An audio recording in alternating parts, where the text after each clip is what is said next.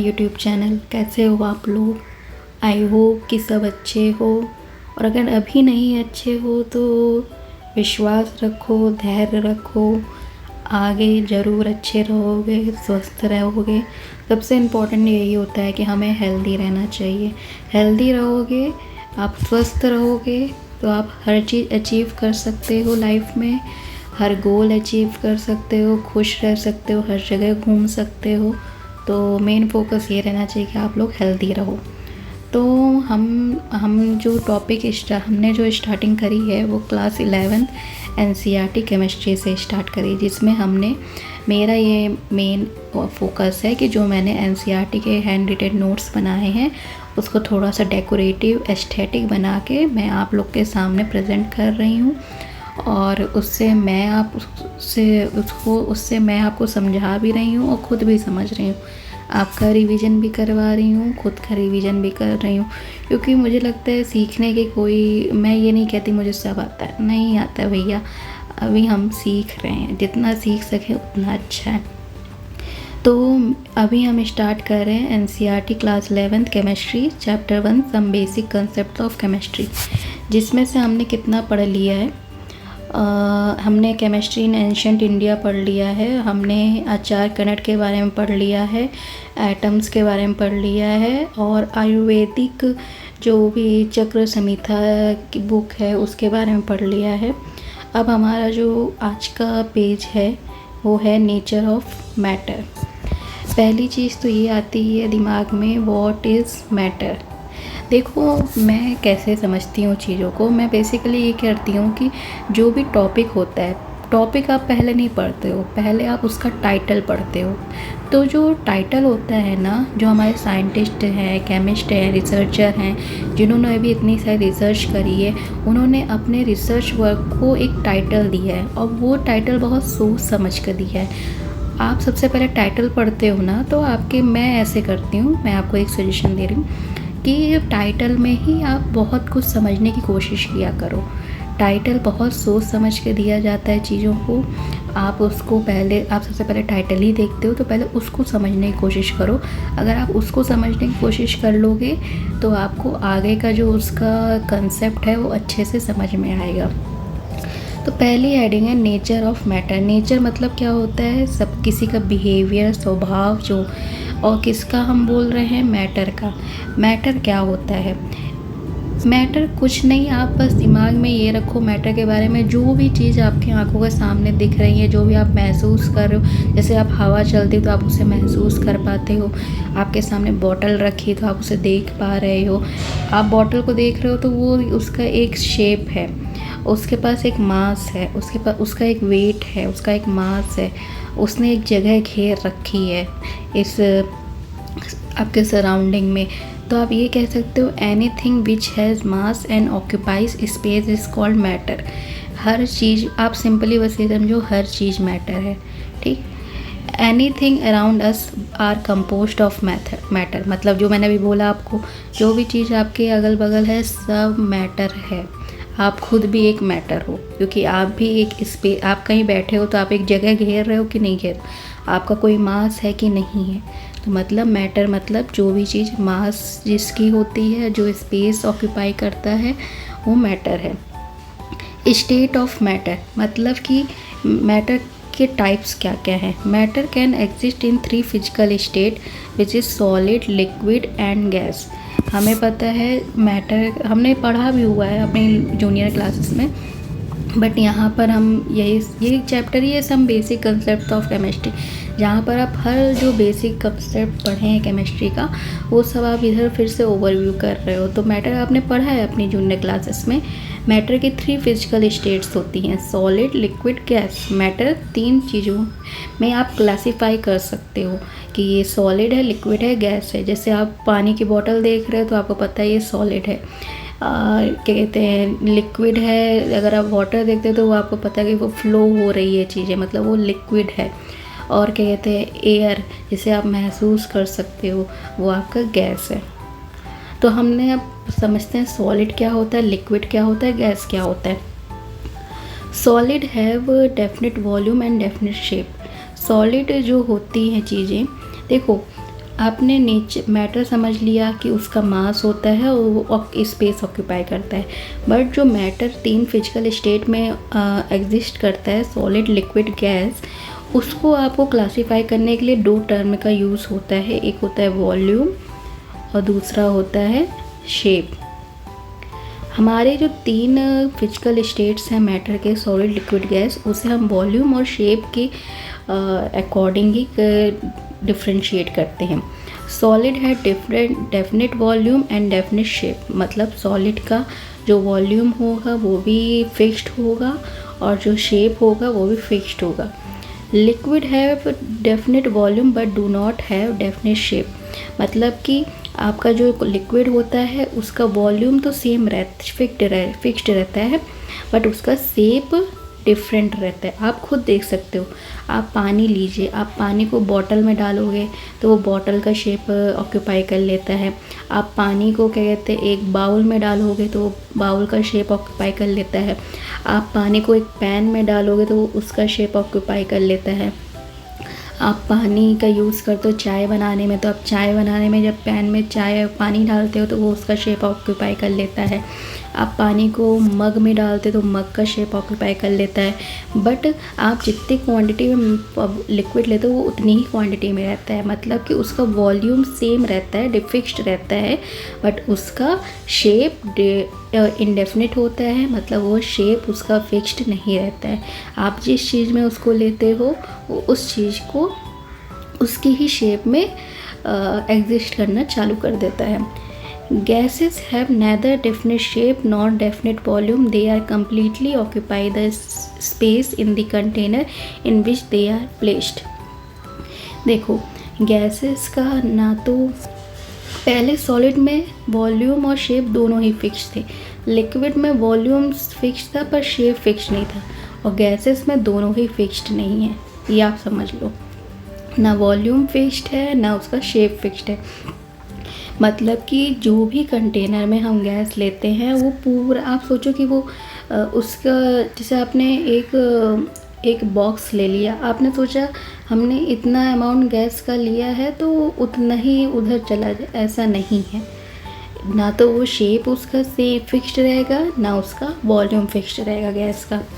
अब arrangement of particle in liquid, solid और gas. हमारे जो सॉलिड, लिक्विड और गैसेस स्टेट है उसमें पार्टिकल्स का अरेंजमेंट वो किस तरीके से रहते हैं वो हम पढ़ेंगे आगे। Solid, liquid, gas. देखो सॉलिड में देखोगे तो आपको जो पार्टिकल, ये जो गोले गोले दिख रहे हैं ना आपको ऐसे ऐसे, ये हम पार्टिकल को डोनेट कर रहे हैं, ठीक, डिनोट कर रहे हैं, सॉरी, पार्टिकल को डिनोट कर रहे हैं। तो इसमें देखो सॉलिड में जब आप इस स्ट्रक्चर को देखते हो तो इसमें देखो सब एक दूसरे के पास पास है, बस थोड़ी थोड़ी जगह छोड़ी हुई है क्योंकि एक फिक्स्ड अरेंजमेंट बना रहे हैं, बट देखो ये सब पास है, मतलब कि ये इनके बीच में फोर्स ऑफ अट्रैक्शन ज़्यादा है। आप ये देखो, अगर आप एक क्लास में बैठे हो, ठीक, अगर क्या कहते हैं 2 स्टूडेंट्स हैं, उनके बीच में बहुत अच्छी दोस्ती है तो वो हमेशा पास बैठेंगे, कहीं पर भी उनको अगर कहीं पर भी ले जाओगे वो पास ही रहेंगे। तो उससे क्या समझते हैं हम, दोस्ती है उनके बीच में अच्छी, मतलब उनके बीच में फोर्स ऑफ अट्रैक्शन ज़्यादा है। तो सॉलिड में भी जो पार्टिकल्स होते हैं उनके बीच में फोर्स ऑफ अट्रैक्शन ज़्यादा होता है और वो क्या कहते हैं पास रहते हैं। लिक्विड क्या होता है, लिक्विड में फोर्स ऑफ अट्रैक्शन ज़्यादा होता है पर सॉलिड से कम होता है। मतलब कि कुछ दोस्त होते हैं जो कहते हैं, आप कहते हो, एक होता है ना आप लोग की लैंग्वेज में, एक बेस्ट फ्रेंड है और एक सिर्फ फ्रेंड है। तो लिक्विड में सिर्फ फ्रेंड होता है, बेस्ट फ्रेंड नहीं होता है, मतलब उसमें फोर्स ऑफ अट्रैक्शन है, आप उसके लिए कंसर्न हो बट उतने नहीं हो जितना आप अपने बेस्ट फ्रेंड के लिए होते हो। तो मतलब कि लिक्विड में फोर्स ऑफ अट्रैक्शन है बट सॉलिड से कम है, इसलिए उसके पार्टिकल्स थोड़े दूर हैं। पर गैसेस में क्या है, पार्टिकल्स बहुत दूर है, उनके बीच में फोर्स ऑफ अट्रैक्शन सॉलिड और लिक्विड से कम है। तो जैसे आप 2 दुश्मन एक क्लास में होते हो, वो कभी भी आपको एक साथ नहीं दिखेंगे, उनके बीच में कोई भी दोस्ती नहीं है, मतलब फोर्स ऑफ अट्रैक्शन नहीं है।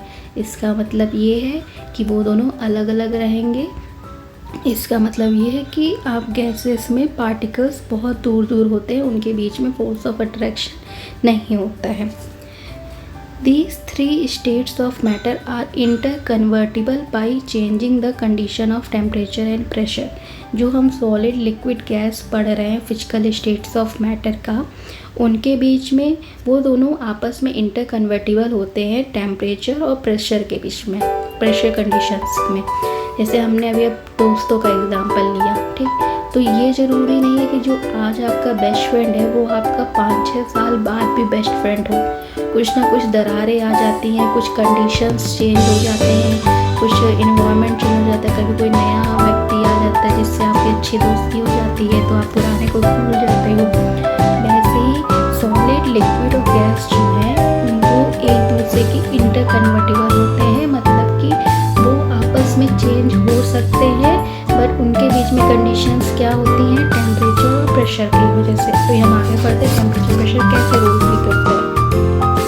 अगर हम सॉलिड को थोड़ा सा हीट प्रोवाइड करते हैं, मतलब उसको थोड़ी सी एनर्जी देते हैं, तो वो लिक्विड में चेंज हो जाता है। उनके बीच में क्या कहते हैं उनके बीच में डिस्टेंस बढ़ जाती है और वो दोनों उनके बीच में फोर्स ऑफ अट्रैक्शन कम हो जाता है। जैसे कि हम सॉलिड लेते, हम दो दोस्त लिए हैं हमने, ठीक, उनके बीच में किसी ने आग लगा दी, कहते हैं ना आग लगा दी, किसी तीसरे व्यक्ति ने आकर, तो उनके बीच में किसी ने आग लगा दी तो वो थोड़े से अलग अलग हो जाएंगे, उनके बीच में फोर्स ऑफ अट्रैक्शन थोड़ा सा कम होगा। हर इंसान किसी, अब समझ में आ गया हम लोगों को कि तीसरे इंसान की बातें से अपना रिश्ता नहीं तोड़ा जाता है, बट जब कोई तीसरा इंसान बोलता है हम लोगों को तो हम लोग थोड़ा सा मन में आ जाता है कि क्या सच में ये मेरा अच्छा दोस्त है कि नहीं है। उसी तरीके से जब तो सॉलिड में आप थोड़ी सी आग लगा दोगे, मतलब कि थोड़ा सा हीट प्रोवाइड कर दोगे, तो लिक्विड में चेंज हो जाएगा। अब हमारे बीच में दोस्ती में थोड़ी सी दरार आ गई है, उसमें से कोई चौथा व्यक्ति आ गया, उसने और आग लगा दी, मतलब कि एक का तो मैं मान सकती हूँ पर दूसरा भी सेम ही चीज़ बोल रहा है, तो फिर लगता है कि नहीं, अब 2 लोग 3 लोग एक ही बात कर रहे हैं तो मतलब कुछ तो गलत है मेरे बेस्ट फ्रेंड में।